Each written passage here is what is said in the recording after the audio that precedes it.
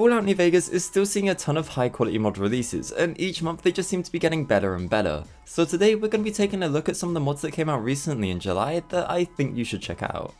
Now let's start things off with 3 mods that are essential and you should really be having in your load order, with 2 of these mods being by Xilandro, B42 Leaning and HIPControl. B42 Leaning, as you'd probably expect by the name, by default is gonna let you lean with the Q and E keys. But if you're a controller player, don't worry, because this mod also adds in contextual leaning. So now when at a corner, if you aim down sights, it will lean automatically, sort of like the system in Fallout 4, but this time with actual leaning. This mod also includes an INI which you can configure to your liking, allowing you to change things like the keys used to lean from Q and E to anything else you'd want, or to add a modifier key such as Shift, which will make it so you only lean when holding that key plus either Q or E. Other settings such as leaning distance, toggle leaning, and whether or not NPCs detect you whilst leaning around the corner in stealth can all be changed here as well. Now I really recommend this mod. I mean, not only is it not going to take up an ESP slot, so if you're worried about hitting that plugin limit, don't, because well, you can add this mod without inching any closer to it. But also for the fact that it will make your combat encounters feel a lot less static, as you now have more movement options available to you. I mean, don't just take my word for it, as it's even been added to the Viva New Vegas guide. So yeah, I don't think this is a mod you're gonna wanna miss out on. The other mod release was HIPControl, and this is a pretty simple mod. Basically, it's gonna allow you to change the position of your hipfire arm for each gun in game. Now this is incredibly easy to do. You can bring up the editor by pressing right control and right shift, and there it will show all the controls on screen so you can edit your hand's position to your heart's content.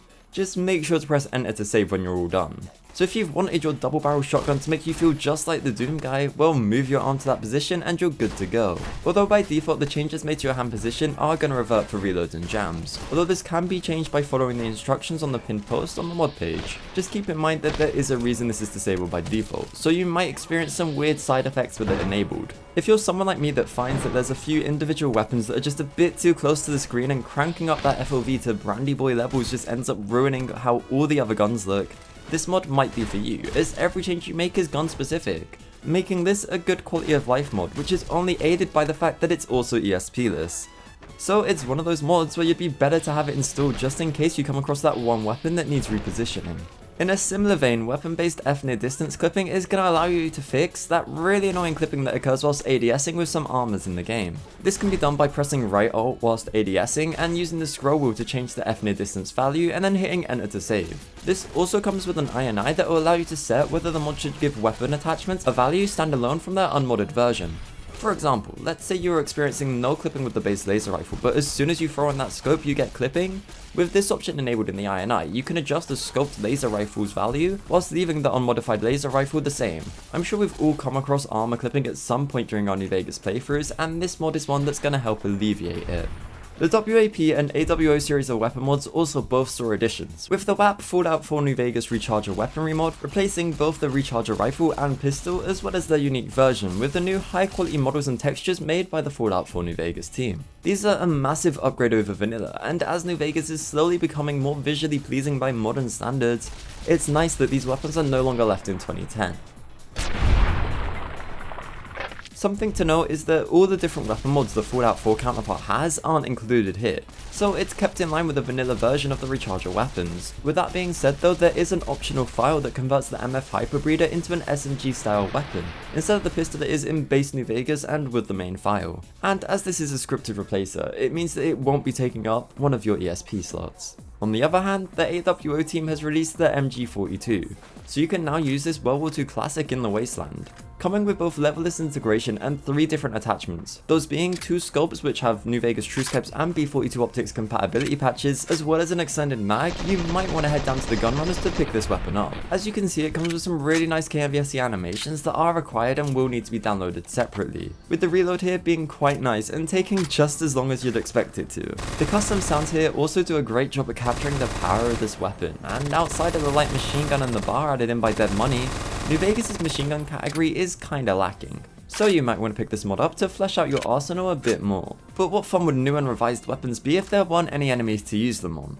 Which is why another Ghoul Variation mod is something you should check out. Instead of the same old 2 boring types of feral ghouls you've been dealing with since Fallout 3, this mod is going to add in over 10 new variations of ghouls. So now you'll see raider, jumpsuit wearing and even ghouls in combat armor, with all these new enemy types having their damage threshold and damage resistance changed to match the armor they're wearing. So not only do they look different, but they'll play slightly differently too. There's even a new type of ghoul added, that being the armored glowing one, who are a lot tougher than their base version. These ghouls have all been added into the ghoul level list, meaning anywhere a normal ghoul could spawn, you might encounter one of these new additions instead. This also goes for any location mods that also utilize these level pools. So if you're growing tired of seeing the same 2 types of ghoul everywhere, this mod might be for you. And it can even add some variety to the Capital Wasteland too, as there is a Tale of Two Wastelands version. Ghouls aren't the only enemy type lacking in variety, however, as super mutants have had a lot of their variations stripped away during the transition to 3D. But recently, the mod Classic Super Mutant style armor has been released. Similarly to the previous mod, this is going to add in some more variety to those around Jacobstown and Black Mountain, by adding in 3 new styles of super mutant armor inspired by Fallout 1 and 2. But it doesn't stop at just armor, with some mutants even now rocking a mohawk or just, well, having hair. This hair which can range in colour from blonde, brown or black. Now for better or worse depending on how you like your game, this mod isn't going to introduce any new Nightkin variants. Although if you are trying to make your game as classic as possible, well you're in luck, as this mod also has versions for both Menace of the New West and Mariposa mutants. Speaking of Nightkin, however, probably one of the most memorable is located at Brooks Tumbleweed Ranch, looking over their precious Wind Brahmin. You want to buy Wind Brahmin? Now if you're anything like me, I'm sure you would have loved to have one of these rare wasteland creatures for yourself. Well, now you can.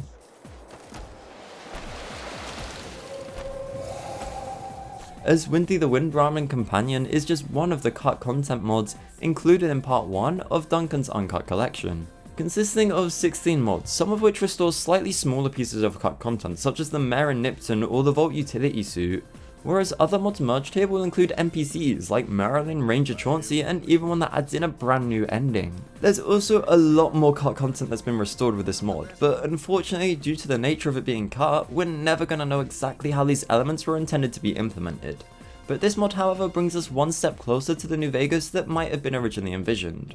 If you're also using the pre-release restored mod or Tale of Two Wastelands, there's a patch here available for you too.